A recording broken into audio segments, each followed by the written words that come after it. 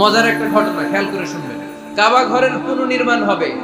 এখন কাবা ঘরের নির্মাণ শেষ, ওই হাজর আসাদ পাথর নিয়ে এটার কর্নারের মধ্যে সেট করা হবে। কিন্তু কে রাখবে? কারণ হাজর আসাদ তো যেন তেন পাথর নয়।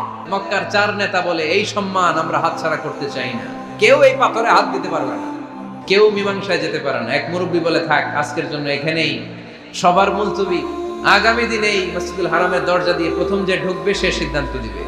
আল্লাহর মেহেরবানি, এর পরের দিন এই পথ দিয়ে ছুটে এসেছে বিশ্বনবী মুহাম্মদ। সবাই বিশ্বনবীকে বললেন, এই ঘটনা, কেউ তো পাথর ছাড়তে চায় না। বিশ্বনবী বললেন, কই পাথর? জান্নাতারে বললেন, ও জান্নাতা, কাপড়ের 4 কর্নারে তোমরা ধরো। বিশ্বনবী নিজ হাতে পাথরটা নিয়ে কাপড়ের মাঝখানে রেখে দিলেন। এবার বিশ্বনবী আগে আগে যায়, কাবার কাছে যে বিশ্বনবী আবার নিজ হাতে পাথরটা তুললেন, আবার নিজ হাতে কাবার ভেতরে রেখে দিলেন। পড়েন সুবহানাল্লাহ।